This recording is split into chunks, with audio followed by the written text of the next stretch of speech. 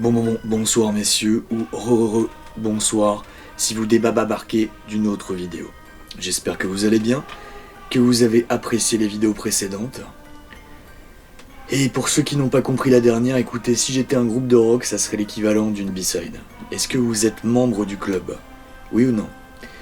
Bref messieurs, écoutez, critique c'est pas mon truc. Ce n'est pas mon truc. Je trouve que je ne suis pas vraiment fait pour ça, vous comprenez? Je manque un peu de talent, ok? Mais bon, ça plaît à certains d'entre vous, donc je suis allé voir le dernier de Chucky, sobrement intitulé Child's Play. On revient aux origines, à la source.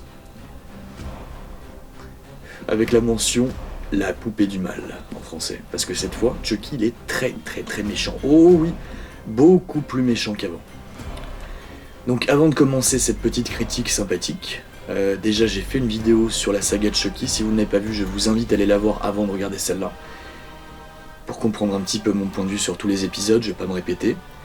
Je la mettrai en description. Et l'autre truc très important, plutôt deux trucs. Premièrement, on est dans une époque où les remakes, les suites, les reboots, il y en a à l'appel, on s'en mange tout le temps. Donc je suis un peu dans le bain, je suis habitué, c'est même plus une surprise pour moi. Là c'est un reboot, ce qu'on pourrait qualifier de reboot, parce qu'ils ont changé un truc fondamental dans le personnage de Chucky, je vais y revenir. Je ferai une partie sans spoiler, parce que si je vous raconte ça, ça n'a plus aucun intérêt de voir le film, je pense.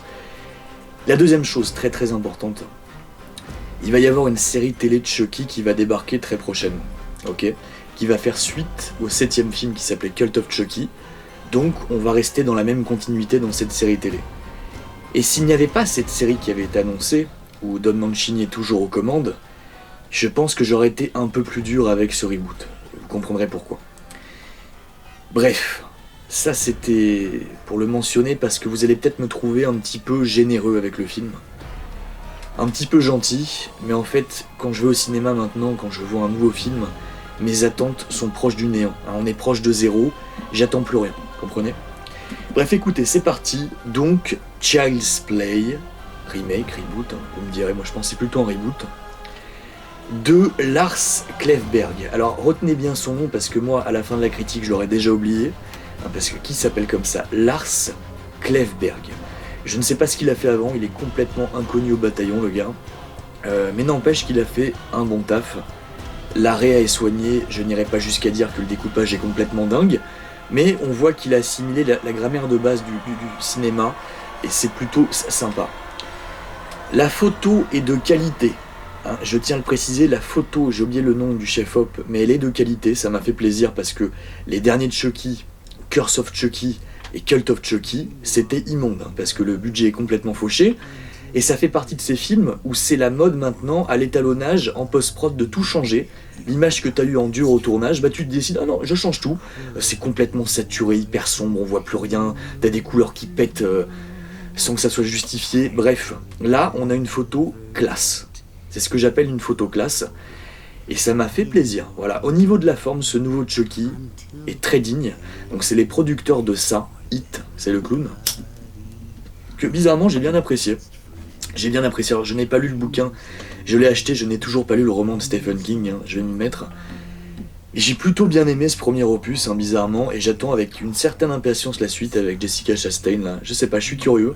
Il y a une ambiance que j'ai bien aimée dans ce Hit.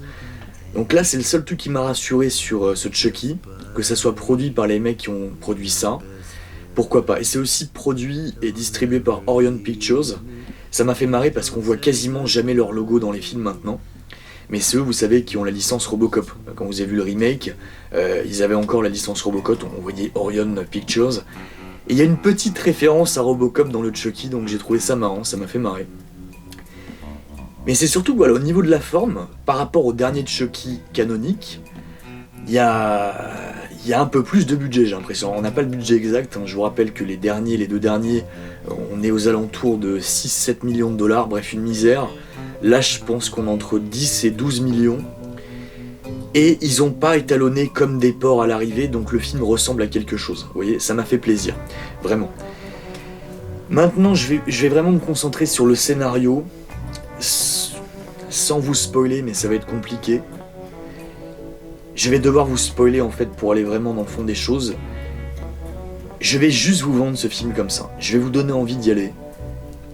Parce que c'est un bon film. Voilà, c'est pas une daube, ce n'est pas une bouse.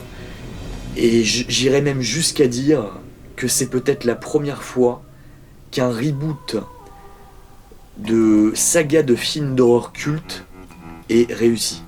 Parce que le remake d'Halloween de Rob Zombie, il était foiré. Alors j'aime bien le 2 de Rob Zombie. Le premier était foiré parce que malheureusement la première partie c'est un remake du film de Carpenter en moins bien, c'est ultra rushé. Pardon, deuxième partie. La première partie du film, il a fait ce qu'il voulait, et la deuxième partie, c'est un remake du film de Carpenter complètement rushé. C'est dommage parce que la première partie était sympa.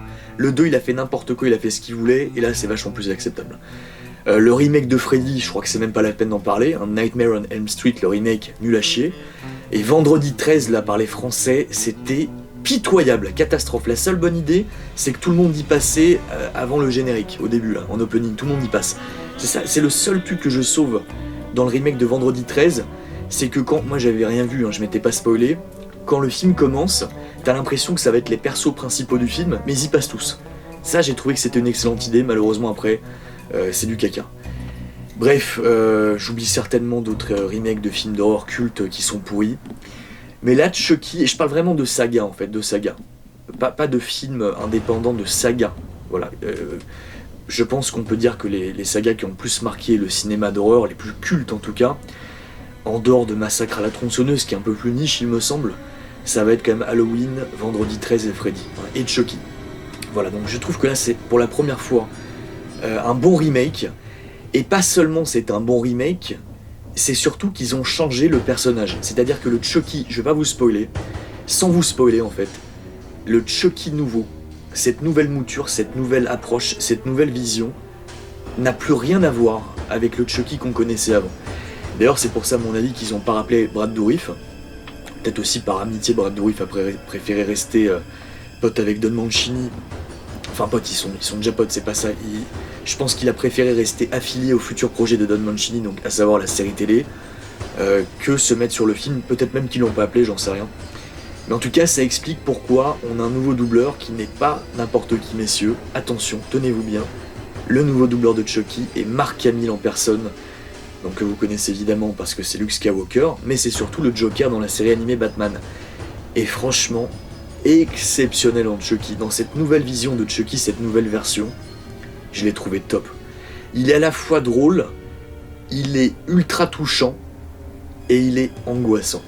Quand il est angoissant, il m'a un peu trop fait penser au Joker, parce que j'ai tellement entendu l'animé de Batman, sans parler des jeux où il double aussi, que des fois je me suis dit, c'est un peu plus le Joker que Chucky, mais c'est pas grave parce que ça colle super bien à cette nouvelle proposition.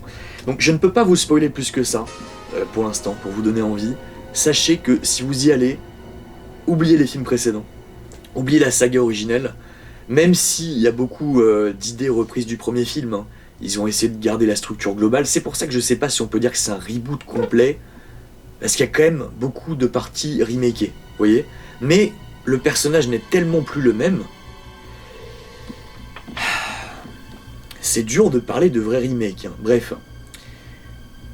Je suis obligé du coup de spoiler pour avancer dans cette critique. Donc moi je vous conseille un truc. Allez le voir, ce film a ma bénédiction. Voilà, je l'ai trouvé bien. J'ai passé un bon moment. Alors je déteste quand on me dit, quand je demande à un pote, il est bien le film ou pas? Est-ce que ça vaut le coup, que je déplace mon cul en salle? Et quand mon pote me répond, ouais, moi j'ai passé un bon moment, sous-entendu, je me suis ramené avec mon popcorn et mon coca, j'ai débranché mon cerveau, ça m'agace. Moi je veux savoir, est-ce que ça vaut le coup? Parce qu'on donne 1h30, 2 heures de notre vie, moi je veux être sûr que je me déplace pas pour rien, parce que mon temps est précieux, messieurs. Je suis un peu une rockstar. Bref, du coup, j'aime pas vous le dire, mais c'est vrai que j'ai passé un bon moment, c'est pas exceptionnel. Ce n'est pas un grand film, de toute façon, ça je l'avais déjà dit, mais la saga de Chucky, ce ne sont pas des grands films, ce n'est pas du grand cinéma, on va pas voir un Kubrick ou un James Cameron, d'accord? Moi, ce que j'attends d'un film d'horreur, c'est que ça me fasse marrer, que ça me fasse peur, que ça me divertisse, que je ressors de la séance, et que je sois content.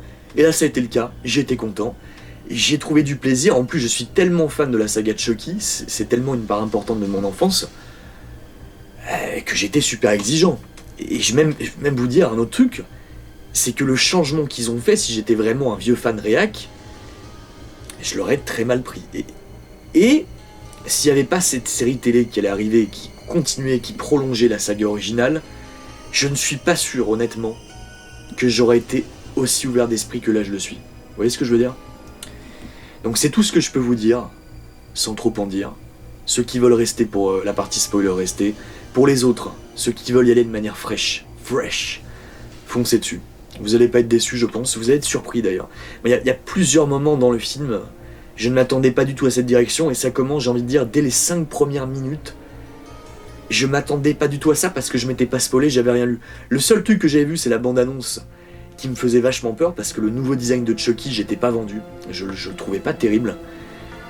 Et le film m'a positivement surpris. Comme quoi, là, vraiment, faut pas trop en savoir. Moi, je vous conseille un truc, écoutez. Barrez-vous maintenant de la vidéo si vous n'avez pas vu le film. Allez-y, vraiment, sans spoil en tête, sans rien. Allez-y de manière neutre, fraîche. Laissez-vous surprendre. Il y a vraiment de putain de bonnes idées. Voilà. Ok ? Attention, je commence le spoiler dans... Non, je vais faire une coupe. Je vais faire une coupe, ça sera net. Après la coupe, messieurs, on passe en mode... spoiler.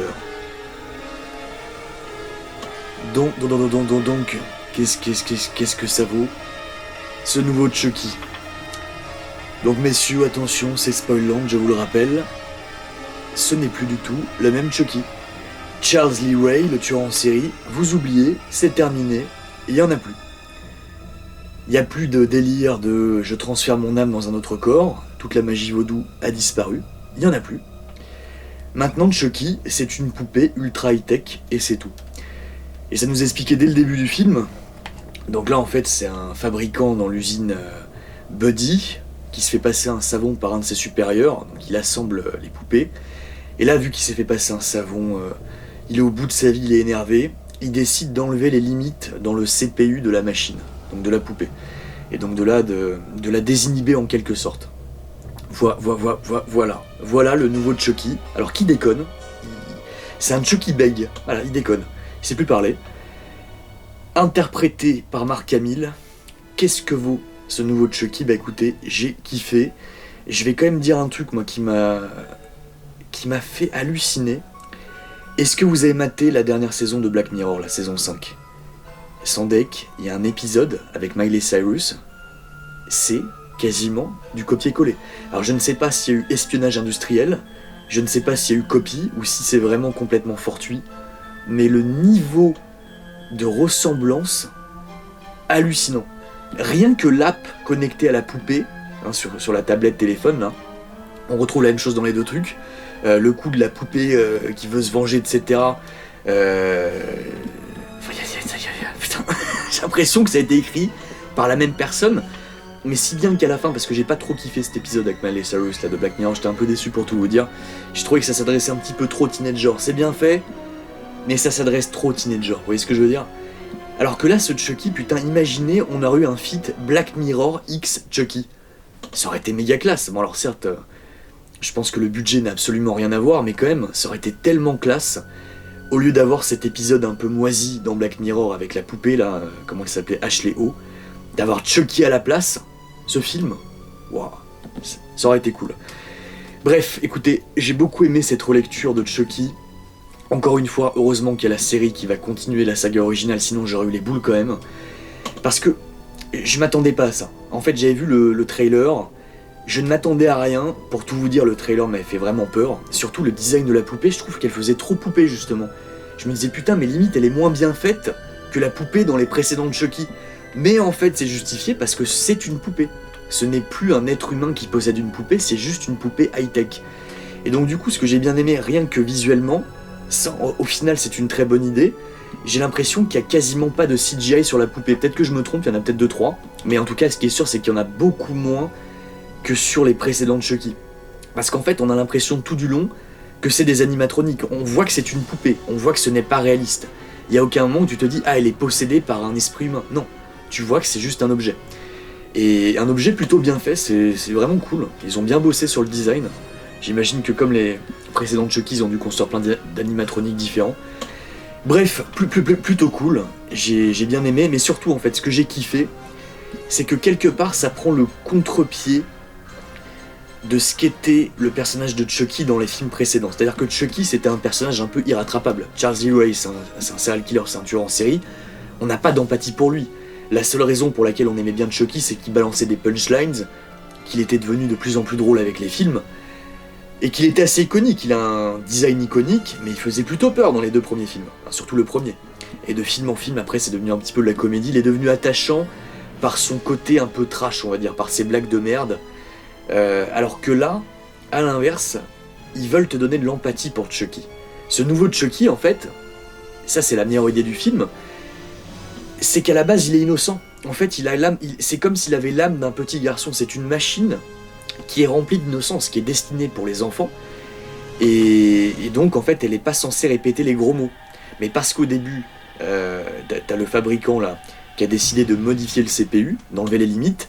Là maintenant, la poupée, elle intègre les gros mots, elle les ressort, et elle enregistre les images choquantes, violentes qu'elle voit.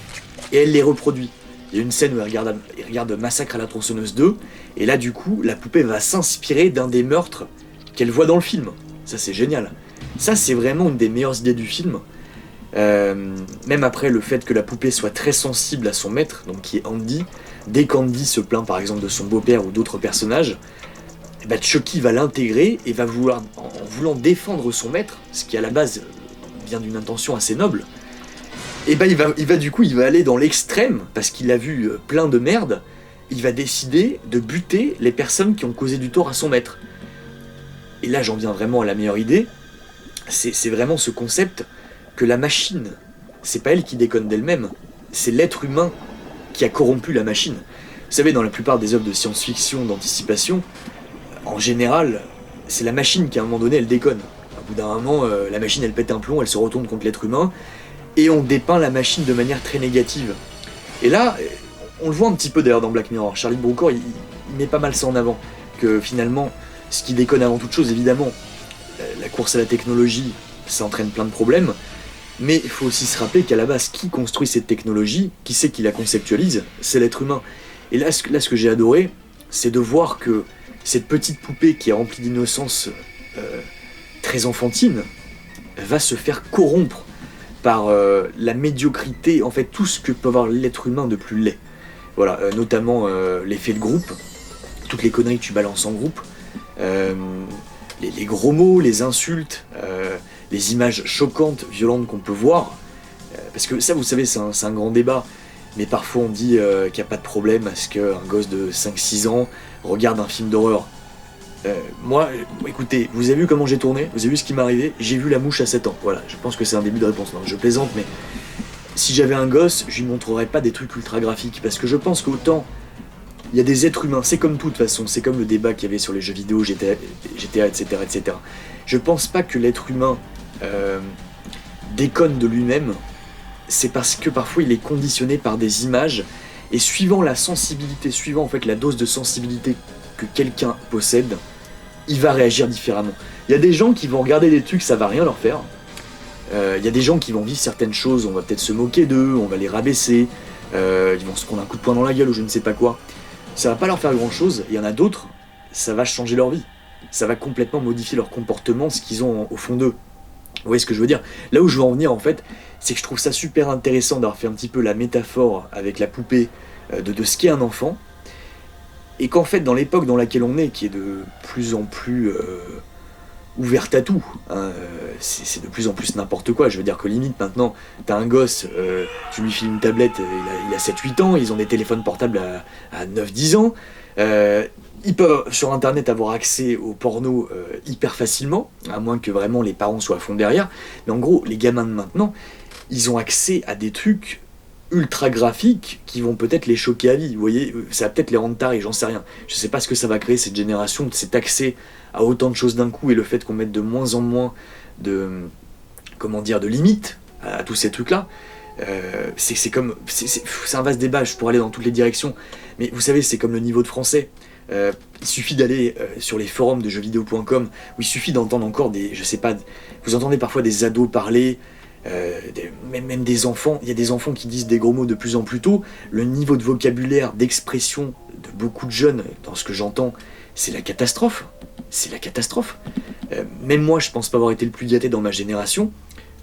Et ce qui est marrant quand vous regardez je sais que là je vais partir un peu dans tous les sens, mais quand vous regardez des images de l'INA des années 60-70, c'est incroyable la différence de niveau de français avec les jeunes de l'époque. Entre les années 60 et maintenant, c'est devenu dingue. Pourquoi ? Parce que le niveau n'arrête pas de chuter. J'arrête pas de vous le dire dans plein de trucs, dans plein de domaines, mais en ce qui concerne le langage, le fait de parler, le fait d'échanger, de communiquer, maintenant les informations vont très vite, les gens échangent beaucoup sur forums, Twitter, etc., ce que vous voulez, les apps, les SMS, puis en plus par SMS, t'es tenté vraiment de raccourcir, vous savez.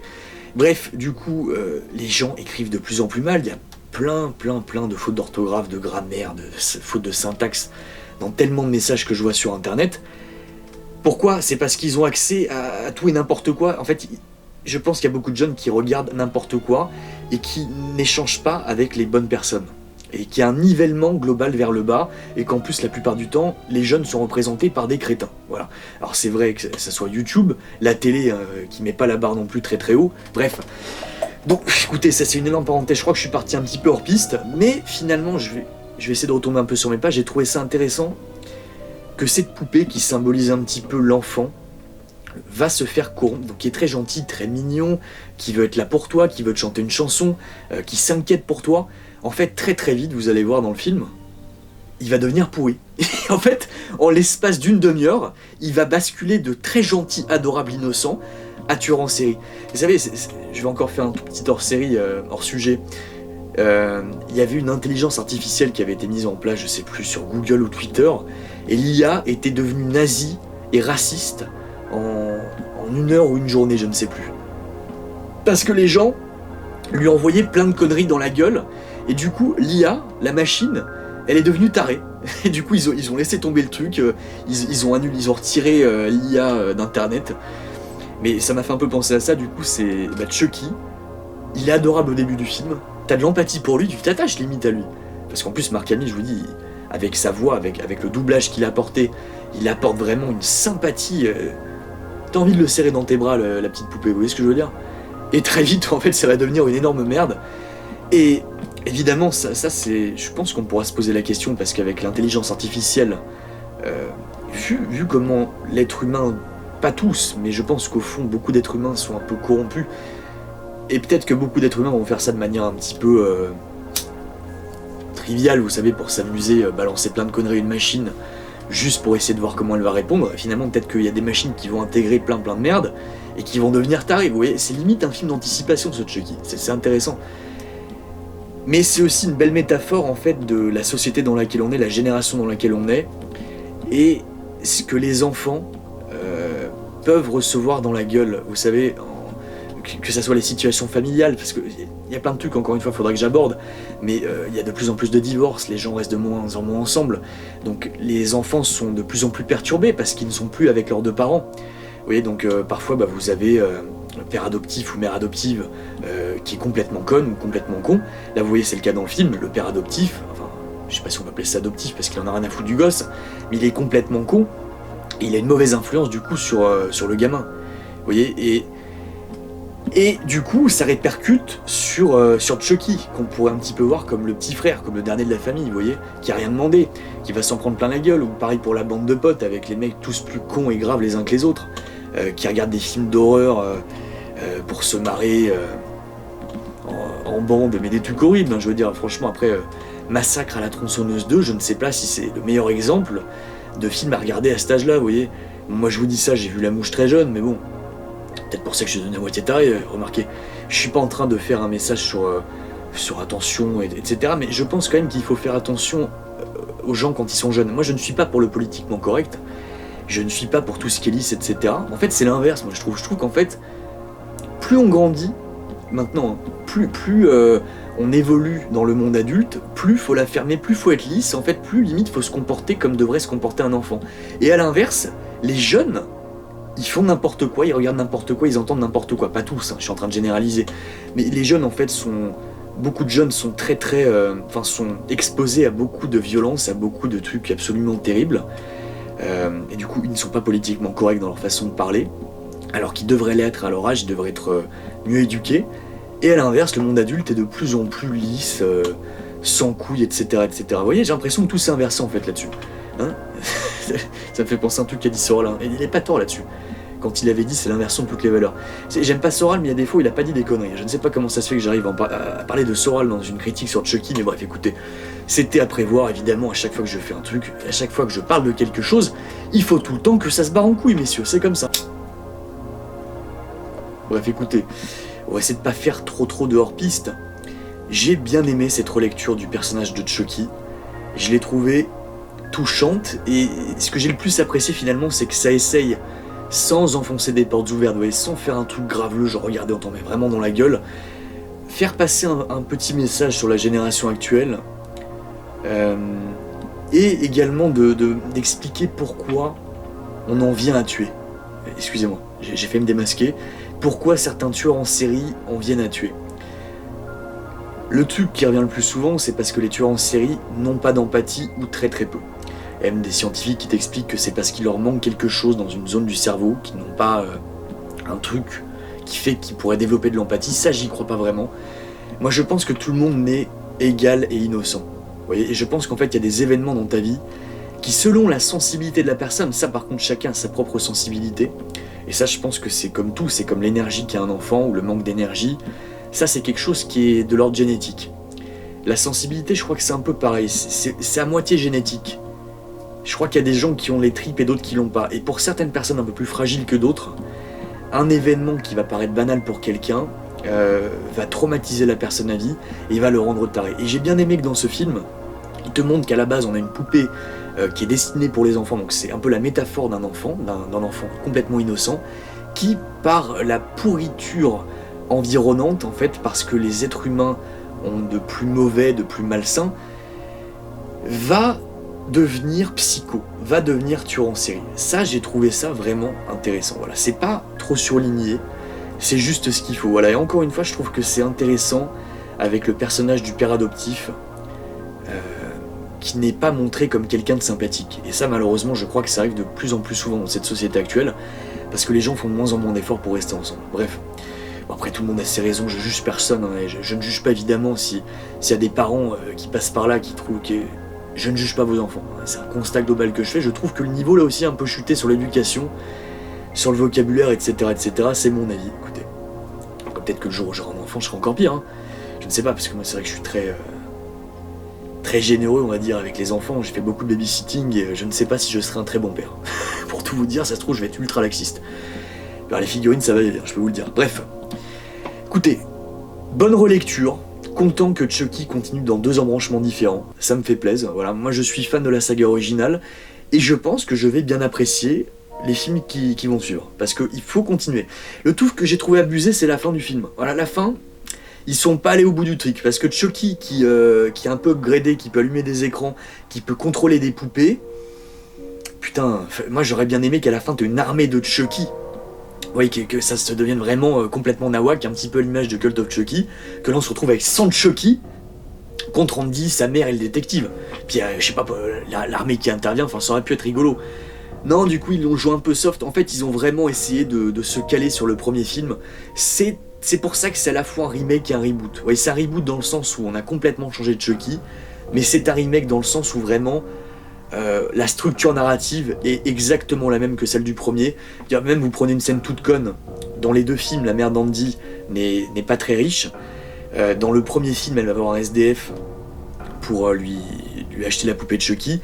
Là, dans celui-là, c'est la mère qui va faire un chantage envers un mec qui s'occupe des retours des objets et qui va lui faire un chantage parce qu'elle l'a surpris avec une autre nana, alors qu'il est une femme. Bref. C'est des petits changements comme ça à droite à gauche.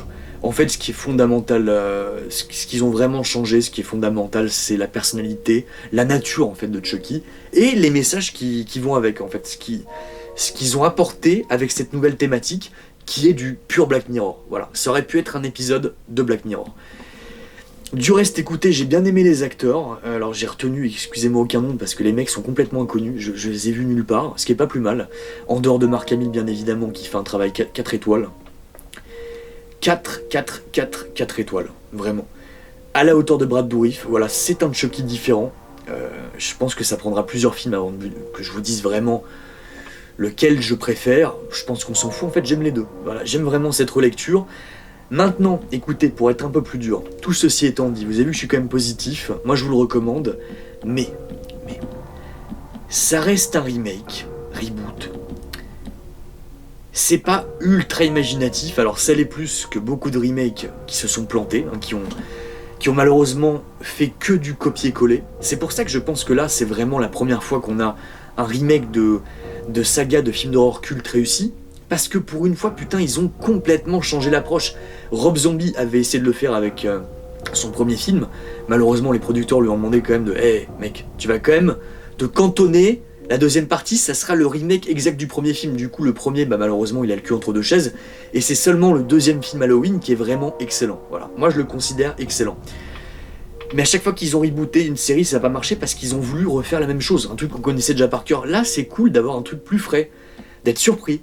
Tu vois, d'aller au cinéma, de connaître par cœur le premier film, et d'en ressortir en disant putain, j'ai quand même été surpris. Ça, c'est cool. Maintenant, tout ceci étant dit, ce n'est pas un projet 100% original, malgré les bonnes idées. Et la réa n'est pas complètement dingue. Il faut être honnête. Et plus que ça, je pense qu'il n'y a pas assez de budget. Je pense qu'on est quand même largement au-dessus des deux derniers de Chucky. Je pense qu'on est entre 10 et 12 millions, peut-être 15, allez savoir. Mais ça doit pas être non plus un truc de dingue. Mais, ça reste digne. J'aurais bien aimé voir un peu plus de tentatives dans les plans, dans la forme.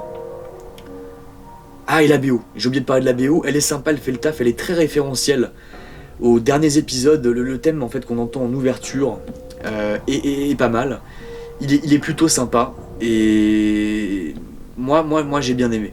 Maintenant, ça ne vaut pas la BO de Revel sur Child's Play 2 et Bride of Chucky. Non, ça ne vaut pas du tout la BO de ces deux films. Je vous avais dit que Graham Revel, excusez-moi, j'arrive jamais à prononcer son nom. Graham Revel, le compositeur excellentissime de Chucky 2 et la fiancée de Chucky. Malheureusement, c'est pas lui sur le film, là, sur ce nouveau Child's Play.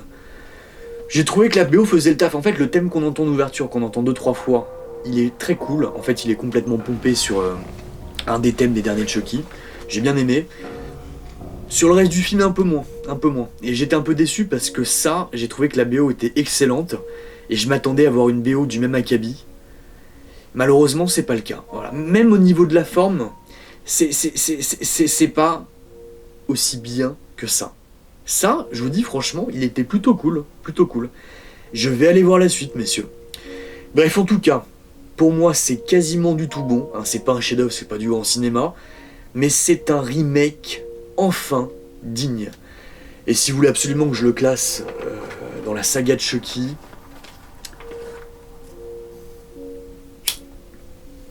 écoutez, mon préféré restera le premier quoi qu'il arrive. Ensuite, ce sera Bride of Chucky. Chucky 7, quand je l'avais vu, je le mettais en 3, mais avec le temps, je pense que je mets quand même le 2.